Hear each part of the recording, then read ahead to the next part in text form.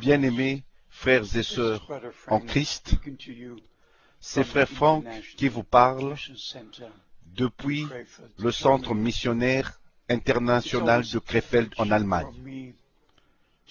C'est toujours un privilège pour moi de partager des choses avec vous après les réunions de chaque premier week-end du mois. Nous regardons en arrière aux réunions que nous avions eues. Les gens sont venus de tous les continents, même de l'extrême nord de la Finlande,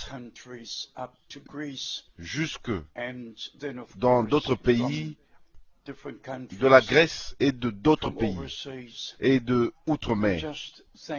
Nous remercions Dieu pour cette grande opportunité que nous avons pour partager la parole de Dieu, le message de l'heure, et aussi de montrer l'accomplissement des prophéties bibliques dans notre jour et dans notre temps.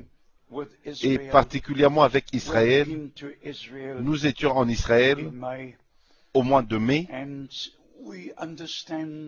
et nous comprenons que 60 ans sont passés depuis que Israël est devenu une nation. Et nous avons apporté un arbre aux réunions pour montrer ce que cela veut dire. Quand notre Seigneur a dit, quand vous voyez, vous verrez le figuier bourgeonner, et il parlait en rapport avec Israël, et nous avons apporté un figuier de 3 ans qui est le symbole d'Israël, le figuier, pour montrer comment Dieu, dans la simplicité, dans plusieurs images, a parlé des choses réelles qui devaient arriver avec Israël. Mes frères, en connexion avec cela, nous devons comprendre que le temps des nations est bientôt fini. Ça, c'est selon plusieurs écritures. Dans Actes, chapitre 15, à partir du verset 13, dans Romains, chapitre 11, et particulièrement le verset 25. Dans Luc, chapitre 21, au verset 24, Jérusalem sera foulée aux pieds par les nations jusqu'à ce que le temps des nations arrive à sa fin.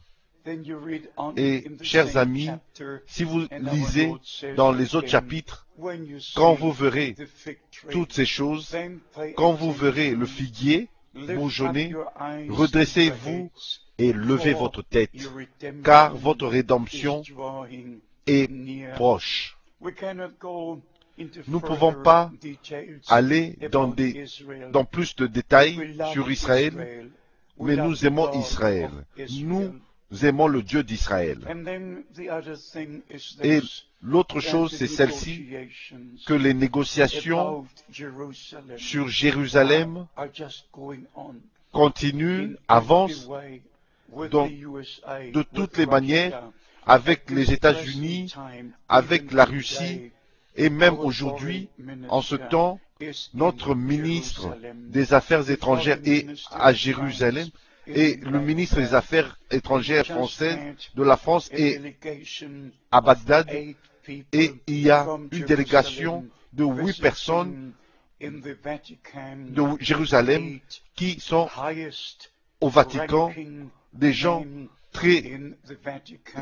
ils négocient avec les gens haut placés du Vatican. Ils parlent de l'alliance du traité sur ce que le Vatican, l'État du Vatican aura avec un accord avec Israël, les territoires, les bâtiments et tout ce que le Vatican aura comme possession en Israël. Mes chers amis, vous savez, je ne suis pas un homme qui fixe les dates, mais tous disent jusqu'en décembre de cette année, il doit avoir un accord signé. Alors, mes bien-aimés amis, je ne suis pas un prophète, je ne suis qu'un simple homme de Dieu, mais j'ai reçu une commission d'aller d'une ville à une autre, de ville en ville, pour prêcher la parole. Et j'ai eu la commission de partager le message du temps de la fin, et je l'ai reçu, ce message, de William Branham, le serviteur et prophète de Dieu. Mais je peux vous dire, nous sommes très proches du retour de Christ. Et ceci est notre temps de nous aligner à la parole de Dieu. Ceci est notre temps de retourner aux enseignements véritables de la Bible et de ne pas dévier dans aucun point des Saintes Écritures. Comme je l'ai dit plusieurs fois, Dieu est seulement dans sa parole. Satan, même si il s'habille en blanc, même s'il vient comme un ange de lumière, se présentant lui-même avec toute justice et retournant toujours aux Écritures, comme il a fait à notre Seigneur, il disait, il est écrit, toujours un piège, c'est toujours un piège. Quand Satan utilise les Écritures, c'est toujours un piège. Maintenant, allons vite dans Ésaïe chapitre 28, où il nous est dit que les religieux, les églises ou tout ce qui existe, ils se sont cachés dans la fausseté et dans le mensonge. Ésaïe, chapitre 28, verset 15, et puis il dit, au verset 16, « C'est pourquoi ainsi parle le Seigneur, l'Éternel, voici, j'ai mis pour fondement en Sion une pierre éprouvée, une pierre angulaire de prix solidement posée, celui qui la prendra pour appui n'aura point hâte de fuir. » Et puis il est dit, ici, au verset 17, « Je ferai de la droiture une règle, et de la justice un niveau, et de la justice un niveau, de la droiture une règle. » Et écoutez bien cette parole et faites attention. La deuxième partie du verset 17, « Et la grêle emportera le refuge de la fausseté, et les eaux inonderont l'abri du mensonge. » Le vendredi passé, entre 5 heures et 6 heures du matin, nous avons eu une expérience spéciale ici, au centre missionnaire, et dans la ville de Krefeld, dans son ensemble. Soudainement, c'était sombre, et la pluie et la grêle a commencé à tomber. La grêle, des grêlons.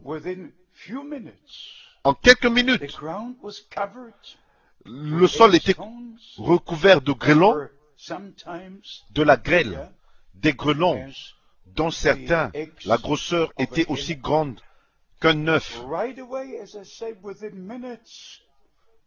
Et, comme j'ai dit, en quelques minutes, tout était recouvert de grêlons. Et la pensée m'est venue des Saintes Écritures, que les jugements arrivent, approchent. Et comme le Seigneur, quand il a appelé son peuple à sortir d'Égypte, le 7e fléau, c'était de la grêle qui tombait. Dans Exode chapitre 9, verset 13. Quand Josué a pris la terre promise, encore, de la grêle est tombée. Josué 10, verset 11 au verset 14. Quand les trompettes du jugement, dans Apocalypse chapitre 8, il y a la même chose qui arrive. Quand les deux prophètes auront leur ministère, dans Apocalypse chapitre 11, verset 15 au verset 19, et dans la septième trompette aussi, dans Apocalypse chapitre 16, verset 16 au verset 21. Et le dernier fléau encore. Mais pour moi, c'est vraiment précieux de savoir où placer les choses avant l'enlèvement ou après l'enlèvement. Mais je crois que Dieu est le Dieu de l'ordre. Et tout doit être placé là où ça doit être placé. Nous comprenons aussi que l'Église catholique romaine continue son chemin depuis la visite du pape aux États-Unis. Et maintenant, au vendredi saint, les Juifs ne sont plus maudits, mais la prière qui est faite pour les Juifs, c'est que les Juifs puissent reconnaître le Seigneur Jésus-Christ. Mais l'Église catholique présente Jésus-Christ comme la deuxième personne. Mais Dieu n'est pas Jésus n'est pas une deuxième personne. Dieu n'est pas en deux ou en trois. Mais frère, le temps est là. Le temps est proche. Dieu aura son chemin. Mais premièrement, l'Église épouse doit être achevée. Et puis, le Seigneur nous prendra dans la maison, dans la gloire. Et après cela, les deux prophètes auront leur ministère et les Juifs vont reconnaître Jésus-Christ. Ils regarderont à lui celui qu'ils ont percé. Et ils comprendront que c'est lui notre Seigneur et notre Dieu. Chers amis, je suis très reconnaissant pour cette Bible. Je suis très reconnaissant pour William Branham, le prophète et serviteur de Dieu, le prophète promis pour notre temps. Je suis très reconnaissant pour le Saint-Esprit qui nous conduit dans toute la vérité. Nous allons écrire dans une lettre circulaire qui traite des choses qui se passent, qui s'accomplissent maintenant selon les Écritures prophétiques. Que le Seigneur Dieu vous bénisse et qu'il soit avec vous. Comme j'ai dit, nous avons eu des réunions merveilleuses. Plus de 800 personnes sont venues ici de plusieurs pays, de plus de 30 pays, et Dieu a béni toute la terre. Par Internet, nous pouvons maintenant être écoutés dans 10 langues. Et partout où vous êtes sur la terre, vous pouvez choisir votre langue et vous serez bénis avec nous. Que le Seigneur Dieu vous bénisse dans le saint nom de Jésus. Amen.